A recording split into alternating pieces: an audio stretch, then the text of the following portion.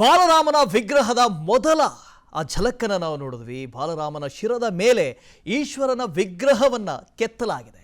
ರಾಮಲಲ್ಲಾನ ವಿಗ್ರಹದಲ್ಲಿ ಈಶ್ವರ, ವಾಮನ, ಹನುಮಂತ ಸೇರಿ ದಶಾವತಾರದ ಮೂರ್ತಿಗಳನ್ನು ಕೂಡ ಆ ಪಟ್ಟಿಯಲ್ಲಿ ಕೆತ್ತಲಾಗಿದೆ. ನೀವು ಗಮನಿಸಿದ್ರಿ, ಆ ಪಟ್ಟಿಯನ್ನು ನೋಡ್ತಾ ಇದ್ದಂಥ ಸಂದರ್ಭದಲ್ಲಿ ಬಾಲರಾಮನ ಶಿರದ ಮೇಲ್ಭಾಗದಲ್ಲಿ ಈಶ್ವರನ ವಿಗ್ರಹ ಇದೆ, ಅದರ ಪಕ್ಕದಲ್ಲಿ ವಾಮನನ ವಿಗ್ರಹ ಇದೆ. ಈಶ್ವರ, ವಾಮನ, ಅದರ ಜೊತೆಗೆ ದಶಾವತಾರಗಳ ಕೆತ್ತನೆಯನ್ನು ಕೂಡ ಮಾಡಲಾಗಿದೆ. ಜೊತೆಗೆ ಎಡಭಾಗದಲ್ಲಿ, ಕಾಲಿನ ಎಡಭಾಗದಲ್ಲಿ ಹನುಮಂತನ ವಿಗ್ರಹ ಇದೆ, ಅದರ ಜೊತೆಗೆ ಬಲಭಾಗದಲ್ಲಿ ಗರುಡನ ವಿಗ್ರಹ ಇದೆ. ಈ ಮೂರ್ತಿ ಕೆತ್ತನೆಗಳು, ಶಿಲ್ಪ ಕೆತ್ತೋದು ಅಷ್ಟು ಸುಲಭ ಸಾಧ್ಯ. ನಾವು ಹೇಳಿದ್ವಿ, ಆಗಮ ಶಾಸ್ತ್ರಗಳಿದಾವೆ. ಆ ಆಗಮ ಶಾಸ್ತ್ರಗಳಿಗೆ ಮುಖೇನ ಈ ತರದ ವಿಗ್ರಹಗಳನ್ನು ಕೆತ್ತಬೇಕು. ಹಿಂದೂ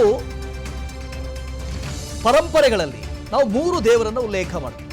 ಸ್ಥಿತಿ, ಲಯ, ಒಂದು ಕಡೆಯಿಂದ ವಿಷ್ಣು, ಇನ್ನೊಂದು ಕಡೆಯಿಂದ ಈಶ್ವರ, ಸೃಷ್ಟಿ, ಬ್ರಹ್ಮ ಅಂತ ಕರಿತೀವಿ. ಈ 3 ಪ್ರಮುಖವಾದಂತಹ ದೇವರುಗಳು ಅಂತ. ಅಲ್ಲಿ ಒಬ್ಬ ದೇವರ ತಲೆಯ ಮೇಲೆ ನೀವು ಹನುಮಂತನನ್ನ ತೆಗೆದುಕೊಂಡು ಹೋಗಿ ಇಡೋದಕ್ಕಾಗೋದಿಲ್ಲ, ಶಾಸ್ತ್ರ ಅದಕ್ಕೆ ಒಪ್ಪೋದಿಲ್ಲ.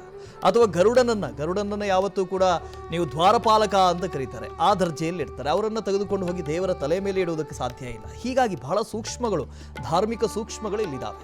ಇಲ್ಲಿ ನೀವು ಗಮನಿಸ್ತಾ ಇದ್ದೀರಿ ನೋಡಿ, ಹಿಂದೆ ರಾಮನ ವಿಗ್ರಹದ ಹಿಂದೆ ಪ್ರಭಾವಳಿ ಇದೆ. ವೃತ್ತಾಕಾರವಾಗಿ ಏನಿದೆಯಲ್ಲ, ಇದು ಪ್ರಭಾವಳಿ ಅಂತ ಕರೀತಾರೆ. ನೀವು ಉತ್ತರ ಭಾರತಕ್ಕೆ ಹೋದರೆ ಅಲ್ಲಿನ ದೇವಸ್ಥಾನಗಳಲ್ಲಿ ಈ ಥರದ ಪ್ರಭಾವಳಿ ನೋಡೋದಕ್ಕೆ ಸಾಧ್ಯವೇ ಇಲ್ಲ. ಅದು ಅಲ್ಲಿಯ ವಾಸ್ತುಶೈಲಿ ಅಲ್ಲ. ಆದರೆ ದಕ್ಷಿಣದ ವಾಸ್ತುಶೈಲಿ, ಅದರಲ್ಲೂ ಪ್ರಮುಖವಾಗಿ ಹೊಯ್ಸಳರ ವಾಸ್ತುಶೈಲಿ. ನೀವು ಹಾಸನ, ಹಳೆಬೀಡು, ಬೇಲೂರಿಗೆ ಹೋದಂಥ ಸಂದರ್ಭದಲ್ಲಿ ಅಲ್ಲಿ ನೀವು ಗಮನಿಸ್ಬೋದು, ಅಲ್ಲಿಯ ಶಿಲ್ಪಕಲೆ ಹೇಗಿದೆ ಅಂತ ಹೇಳಿ. ಅದನ್ನು ಹೊಯ್ಸಳ ವಾಸ್ತುಶೈಲಿ ಅಂತ ಕರೀತಾರೆ. ಇಲ್ಲೂ ಕೂಡ ದೇವಸ್ಥಾನದ ನಿರ್ಮಾಣ ಆಗಿರೋದು ನಾಗರ ಶೈಲಿಯಲ್ಲಿ.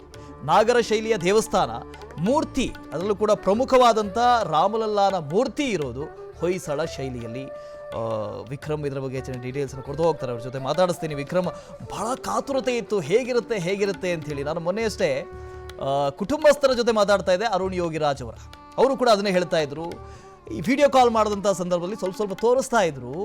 ಹೇಗಿತ್ತು ಅಂತ ಹೇಳಿದ್ರೆ, ನನ್ನ ಮಗಳು, 5 ವರ್ಷದ ಮಗಳು, ಆ ಮಗಳಿಗೆ ಕೇಳಿದಾಗ ಮಗಳೇ ಹೇಳ್ತಾ ಇಲ್ಲಂತೆ, ಇದು ಸಣ್ಣ ಮಗು ಅಲ್ವಾ ಅಮ್ಮ ಅಂತ ಹೇಳ್ತಾ ಇದ್ಲಂತೆ. ಮಗು ಸುಳ್ಳು ಹೇಳೋದಿಲ್ಲ ಅಂತ, ಅಷ್ಟೊಂದು ತನ್ಮಯರಾಗಿ ಕೆತ್ತಿದ್ದಾರೆ ಅಂತ ಈ ಮೂರ್ತಿಯನ್ನು. ಅದು ನೋಡಿದಾಗಲೇ ಗೊತ್ತಾಗುತ್ತೆ ಎಂಥ ಅದ್ಭುತವಾದಂತಹ ಮೂರ್ತಿ. ಇದ್ರ ಬಗ್ಗೆ ಹೇಳ್ಬೋದಾ ವಿಕ್ರಮ್? S, of course Vasu. ಈ ಒಂದು ಬಾಲರಾಮನ ಮೂರ್ತಿಯ ಒಂದು ಫೋಟೋ ರಿವೀಲ್ ಆಯ್ತಲ್ಲ, ಅದನ್ನ ನೋಡಿದಂತಹ ಎಲ್ಲರ ಮುಖದಲ್ಲೂ ಕೂಡ ಮಂದಹಾಸ ಮೂಡಿರ್ತಕ್ಕಂಥದ್ದು. ಯಾಕಂದ್ರೆ ಆ ರಾಮನ ಮುಖ ಇರ್ತಕ್ಕಂಥದ್ದು, ಮಂದಸ್ಮಿತ ಇರ್ತಕ್ಕಂಥದ್ದು, ಅದು ಎಲ್ಲರಲ್ಲೂ ಕೂಡ ಆ ಒಂದು ನಗೆಯನ್ನ ಬೀರೋಕೆ ಕಾರಣ ಆಗಿರ್ತಕ್ಕಂಥದ್ದು. ಯಾಕಂದ್ರೆ ನೀವು ಆ ಫೋಟೋವನ್ನ ನೋಡ್ತಾ ಇದ್ದೀರಾ, ಆ ಸ್ಕ್ರೀನ್ ಮೇಲೂ ಕೂಡ ಆ ಫೋಟೋ ಬರ್ತಾ ಇರ್ತಕ್ಕಂಥದ್ದು. ಮೊದಲ ಫೋಟೋ ರಿವೀಲ್ ಆಯಿತು, ಅದರಲ್ಲಿ ರಾಮನ ಆ ಒಂದು ವಿಗ್ರಹಕ್ಕೆ ಕಣ್ಣಿಗೆ ಬಟ್ಟೆಯನ್ನ ಕಟ್ಟಲಾಗಿತ್ತು.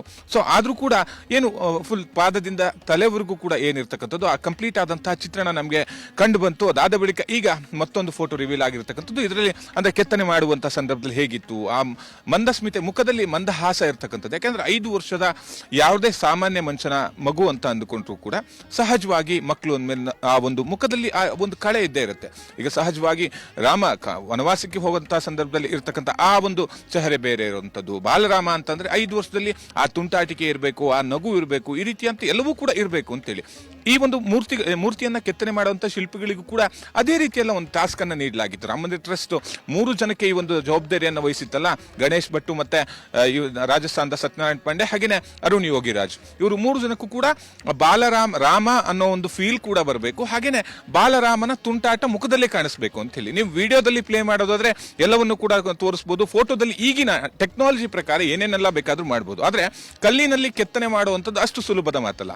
ಫಾರ್ ಎಕ್ಸಾಂಪಲ್ ನೋಡಿ, ಈ ಒಂದು ರಾಮನ ಏನ್ ಕೆನ್ನೆ ಅಂತ ಈ ಭಾಗವನ್ನ ಕರಿತೀವಿ, ಆ ಒಂದು ಕೆನ್ನೆಯ ಭಾಗವನ್ನು ನೋಡಿದ್ರೆ ಗೊತ್ತಾಗುತ್ತೆ ಎಷ್ಟು ರೀತಿಯಲ್ಲಿ ಆ ಒಂದು ಮಂದಹಾಸ ಆ ಮುಖದಲ್ಲಿ ಇರ್ತಕ್ಕಂಥದ್ದು, ಬಾಲರಾಮನ ಯಾವ ರೀತಿಯಲ್ಲಿ ಇತ್ತು ಅಂತ ಹೇಳಿ. ಸೊ ಈ ರೀತಿಯ ಅಂತ ಒಂದಿಷ್ಟು ಕೆತ್ತನೆ ಇಲ್ಲಿ ಆಕರ್ಷಣೀಯವಾಗಿರ್ತಕ್ಕಂಥದ್ದು. ಸಹಜವಾಗಿ ನೀವು ಯಾವುದೇ ದೇವರನ್ನ ನಮಸ್ಕಾರ ಮಾಡಬೇಕು ಅಂತ ಅಂದ್ರೆ ದೇವಸ್ಥಾನಕ್ಕೆ ಹೋದಂತ ಸಂದರ್ಭದಲ್ಲಿ ಫಸ್ಟ್ ಪಾದ ನೋಡ್ತೀರಾ, ಇಲ್ಲ ಅಂತಂದ್ರೆ ಮುಖವನ್ನ ನೋಡ್ತೀರಾ. ಸೊ ಈ ಫುಲ್ಲು ಪೂರ್ತಿಯಾದಂತಹ ಪೂರ್ಣ ಪ್ರಮಾಣದ ಶಿಲ್ಪವನ್ನ ನೋಡದೇ ಇದ್ರೂ ಕೂಡ ಮೊದಲು ನೋಡುವಂಥದ್ದು ಮುಖವನ್ನು ನೋಡಿ, ತಲೆಯನ್ನ ನೋಡಿ ನಮಸ್ಕರಿಸೋದು. ಅನುಕ್ಷಣದ ಸುದ್ದಿಗಳಿಗಾಗಿ ವಿಸ್ತಾರ ನ್ಯೂಸ್ ಯೂಟ್ಯೂಬ್ ಚಾನೆಲ್ ಸಬ್ಸ್ಕ್ರೈಬ್ ಮಾಡಿ. ಹೊಸ ಸುದ್ದಿಗಳ ನೋಟಿಫಿಕೇಶನ್ಗಾಗಿ ಬೆಲ್ ಐಕಾನ್ ಕ್ಲಿಕ್ ಮಾಡಿ. ಲೇಟೆಸ್ಟ್ ಅಪ್ಡೇಟ್ಸ್ಗಾಗಿ www.vistaranews.com ವೆಬ್ಸೈಟ್ಗೆ ವಿಸಿಟ್ ಮಾಡಿ. ಅಂಗೈಯಲ್ಲೇ ಜಗತ್ತಿನ ಸುದ್ದಿ ತಿಳಿಯಲು ವಿಸ್ತಾರ ನ್ಯೂಸ್ ಕನ್ನಡ ಆಪ್ ಡೌನ್ಲೋಡ್ ಮಾಡಿ.